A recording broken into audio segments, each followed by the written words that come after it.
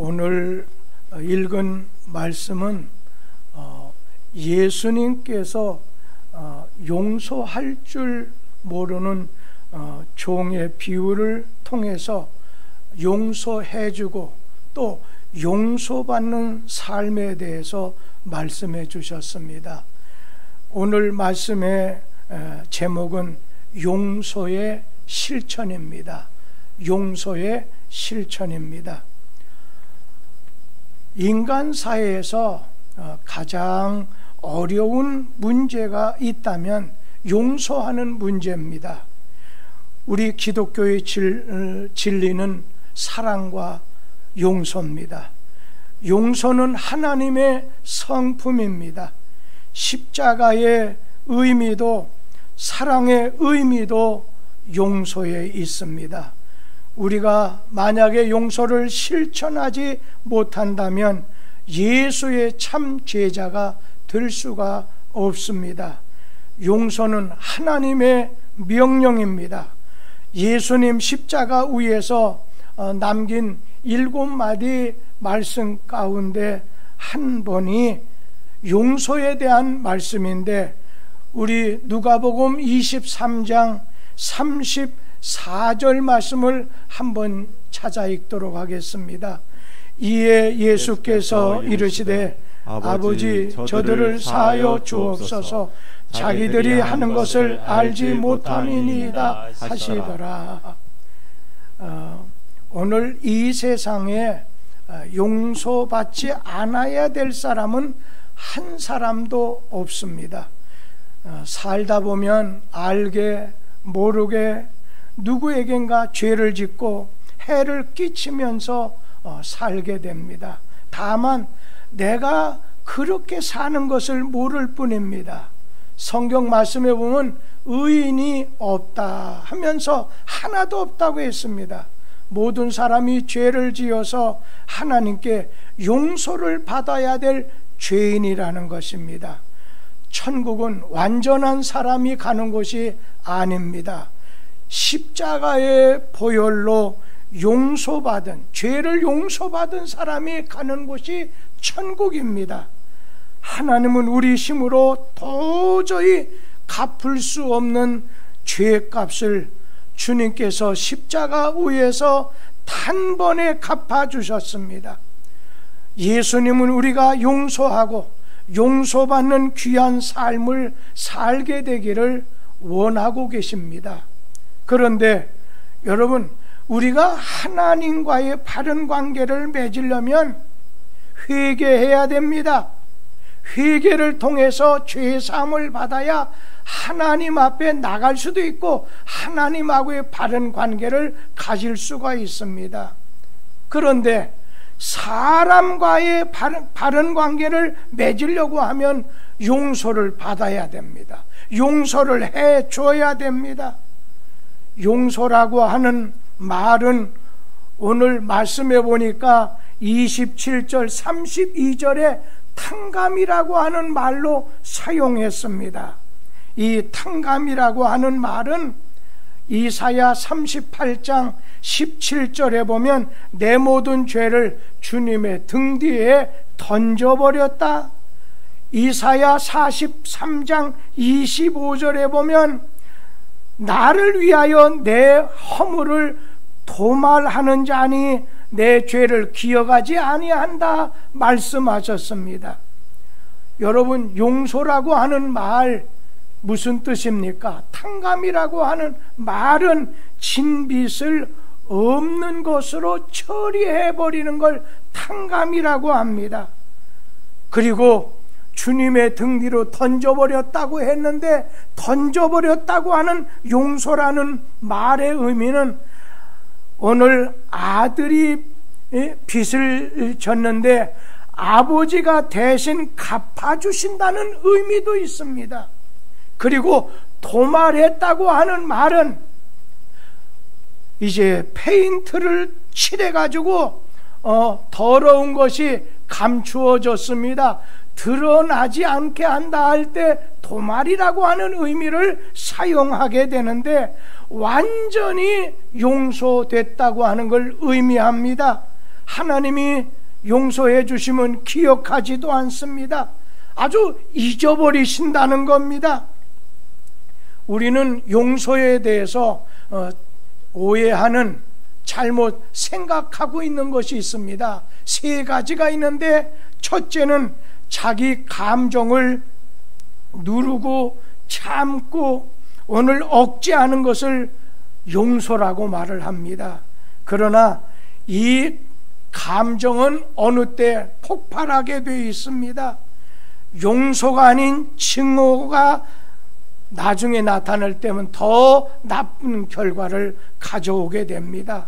또 어떤 사람은 용서라는 것이 상대방을 내가 피하지 않고 만나지 않고 보지 않는 것이 용서라고 말할 수 있습니다.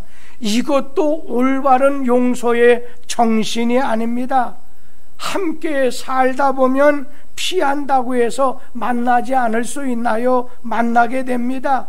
어느 날 우연이라도 만나게 되면 고통스러운 마음이 오늘 나오게 된다는 것입니다. 또 어떤 사람은 오해하기를 이 용서라고 하는 것이 내가 용서를 하긴 하겠는데 먼저 내게 찾아와서 용서를 빌면 내가 용서해 주겠다고 하는 사람이 있습니다.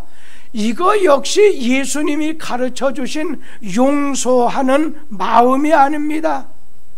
오늘 예수님께서 십자가에 달리셨을 때 자기를 못을 받고 조롱하던 무리들을 보시면서 하나님에게 이렇게 기도를 드렸습니다. 아버지여, 저들의 죄를 용서하옵소서. 저들이 하는 일을 알지 못합니다. 지금 저들이 하는 것이 잘못인지 모르고 하지만 오늘 예수님은 상대방이 알든 모르게 하든 잘못을 오늘 그가 빌든 빌지 않든 간에 그냥 불쌍히 여기고 용서해달라고 간청을 하셨던 겁니다. 이게 바로 예수님의 마음, 용서하는 예수님의 마음입니다. 예수님 제자들 가운데 역시 로마 군병들에게 잡혀서 십자가에 달리게 되자 그렇게 당당했던 제자들이 하나같이 다 배신자가 되어서 오늘 예수님 곁을 도망쳤습니다. 베드로 같은 제자도 예수님을 모른다고 부인할 뿐 아니라 저주까지 했습니다. 그런데 부활하신 예수님이 그들을 찾아가셔서 오늘 그들 가운데 평강이 있으라 말씀한 다음에 예수님께서 왜 비겁하게 나 혼자만 놔두고 도망을 쳤느냐 말씀하지 않았습니다. 왜 나를 저주했느냐고 책망하지 않았습니다. 오늘 예수님께서는 저들의 죄를 용서해 주셨습니다. 그리고 저들을 찾아가셔서 고기를 잡게 하시고 또 음식을 준비해 놓으셨다가 오늘 사랑으로 저들을 맞아 주시고 음식을 같이 나누어 주심으로 제자들의 지난 죄가를 용서해 주시고 사해 주셨습니다. 이것이 예수님이 가르쳐 주신 용서의 정신입니다. 예전에 미국의 부통령을 역임한 험프리 의원이 상원 의원인데 그분이 장례를 치르게 됐습니다. 그런데 미망인 곁에는 평생 동안 이 험프리 상원 의원 부통령의 정적이었던 닉슨 대통령이 앉아 계셨습니다. 험프리 상원 의원은 평소에 닉슨 대통령을 가장 괴롭힌 정치인이었습니다. 그런데 험프리 의원이 죽기 전 3일 전에 잭슨 목사님에게 부탁을 드렸다고 합니다. 목사님, 죽기 전에 내가 닉슨 대통령을 만나게 좀 해달라. 그에게 용서를 구해야 편히 눈을 감을 수 있을 것 같습니다.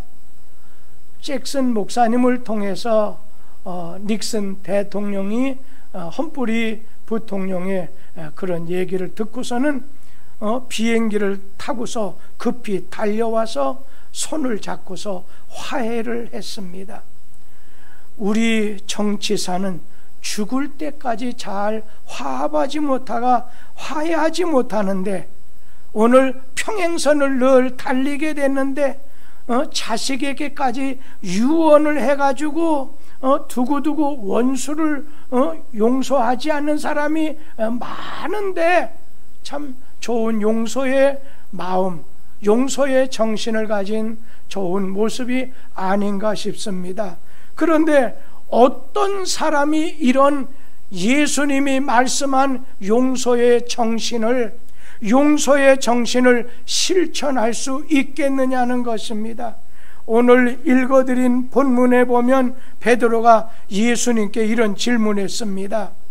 마태복음 18장 21절 말씀입니다. 마태복음 18장 21절 다 같이 한번 보겠습니다. 그때에 베드로가 나와 이르되 주여, 형제가 내게 죄를 범하면 몇 번이나 용서하여 주리까? 7번까지 하오리까? 우리나라 사람들은 그냥 3-4번 요 정도는 용서해 주겠다 하는 크게 생각해서 3-4번 용서해 주겠다고 합니다. 그러다 다음에 죄를 짓게 되면은 지난번 용서해 준 죄까지 더해서 벌을 내리게 된다는 것입니다. 이것은 진정한 용서가 아니라는 것입니다. 유대교의 랍비들도 이웃이 범죄하게 되었을 때에 3회까지만 용서해주고 그 이상은 금하라고 하는 말을 했습니다. 이것은 진정한 용서가 아니라는 거예요. 그런데 예수님께서는 베드로에게 7번을 70번까지라도 용서해 주시라고 하는 말씀을 주신 겁니다. 오늘 우리가 이 성경을 통해서 보게 됐을 때 70번씩 7번까지 용서해 주라고 하면은 횟수로 따져서 490번입니다. 490번을 용서해 주라는 의미는 490번까지만 용서해 주라는 말씀이 아니라 그냥 무한정 아주 끝까지 죽을 때까지 용서해 주라는 말씀입니다. 조건 없이 용서해 주라는 말씀이고 무한대 용서해 주라는 말씀입니다. 그러면 왜 내가 그런 용서를 해줘야 하느냐? 그것은 내가 용서를 받은 사람이기 때문입니다. 예수님은 이런 비유로 용서에 대한 가르침을 가르쳐 주셨습니다. 어떤 사람이 임금님에게 빚을 졌습니다. 1만 달란트의 빚을 졌습니다. 1만 달란트 하면은 6천만 데나리온입니다. 그 당시에 일꾼들 하루 품삯이 1데나리온이다 보니까 지금 돈으로 계산을 하게 되면 하루에 일당 5만 원만 계산해도 3조 원에 해당하는 큰 돈입니다. 누가 이 많은 빚을 갚을 수가 있겠습니까? 아무도 갚을 수가 없습니다. 임금은 너의 몸도 너의 처와 자식 모든 소유를 다 팔아서 갚으라고 했을 때 갚을 수가 없습니다. 빚진 자는 엎드려서 참아달라고 제가 반드시 갚아드리겠습니다. 애원을 했습니다. 이것을 불쌍히 보신 임금께서 오늘 그에게 모든 빚을 탕감해 주셨습니다. 그 종은 너무 기뻐했습니다. 그런데 이렇게 많은 빚을 탕감받은 자가 나오다가 자기에게 빚진 동료 한 사람을 만나게 됐는데 100데나리온의 빚을 진 사람을 만났습니다.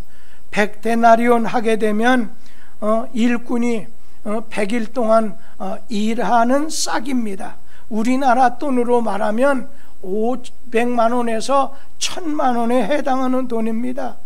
1만 달란트 탕감받은 사람과 비교한다면 계산할 가치도 없는 아주 작은 빚을 자기 동료가 빚을 진 것이었습니다. 그런데 인정사정 봐주지 않고 끌고 감옥에 가두게 됐습니다.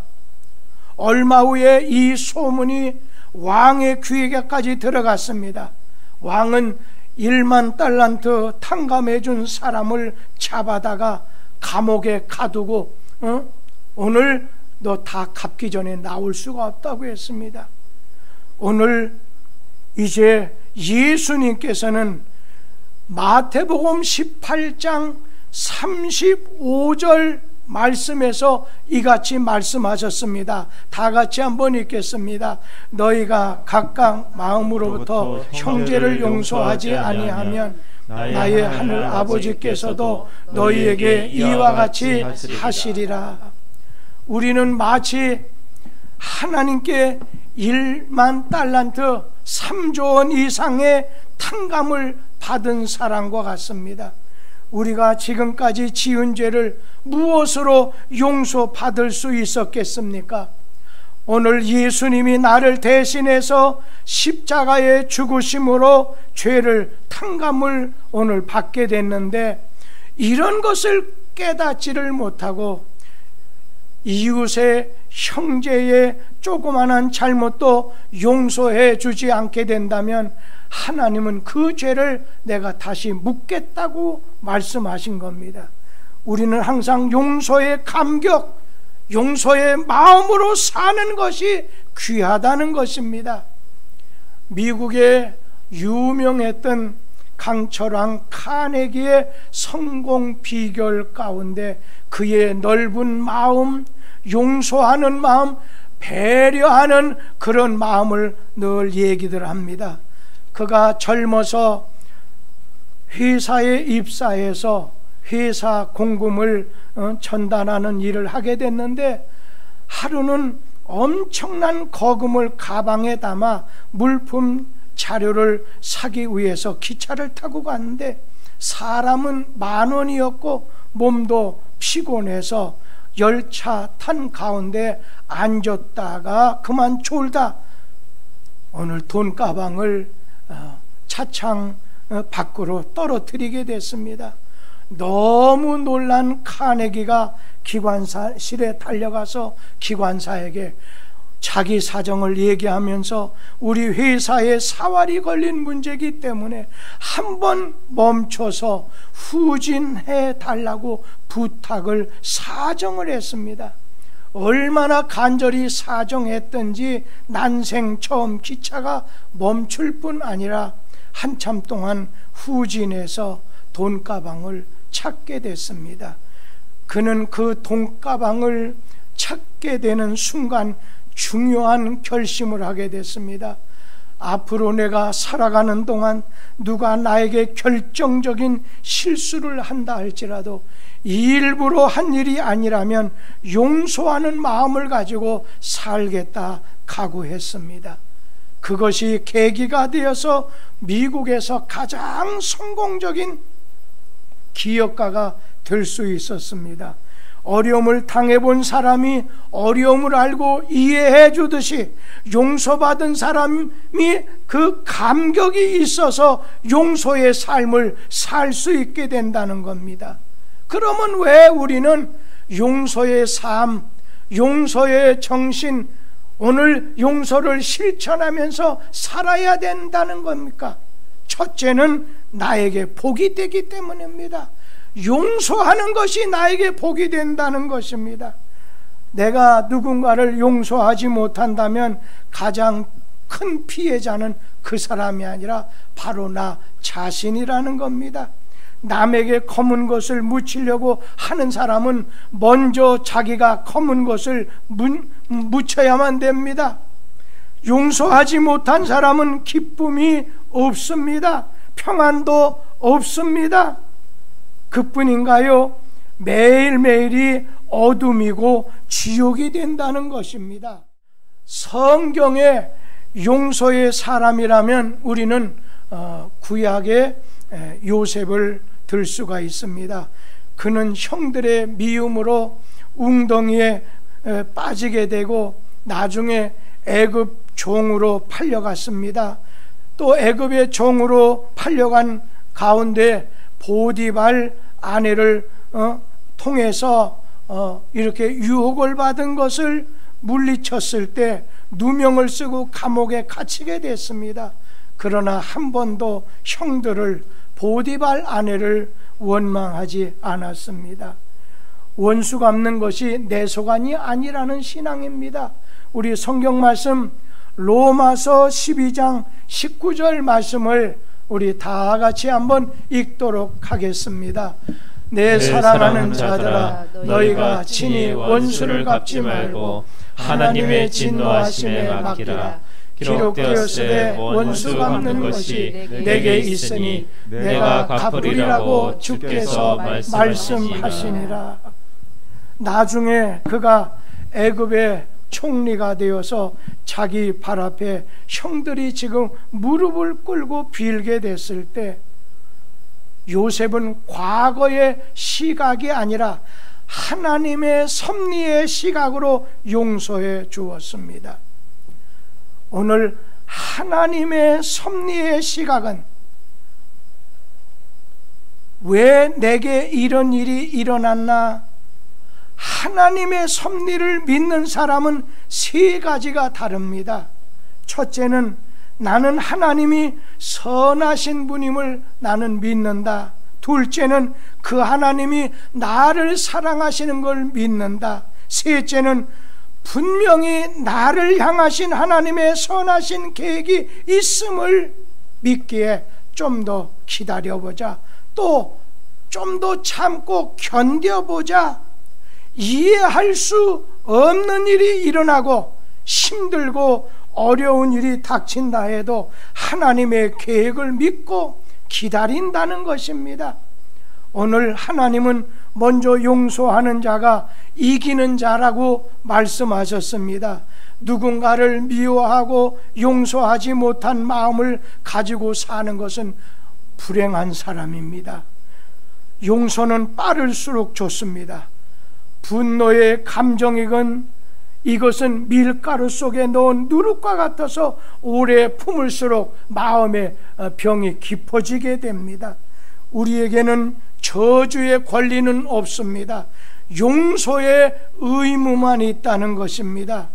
먼저 용서하면 반드시 화해와 기쁨과 감격의 기적이 임하게 됩니다. 우리는 하나님의 은혜로 용서받은 의인이 되었습니다. 그렇다면 이제는 용서받았다면 이제는 용서해 줄 차례가 됐습니다. 용서의 축복을 누리면서 사는 복이 오늘 여러분 가운데 임하게 되기를 주의 이름으로 기원합니다. 기도하겠습니다.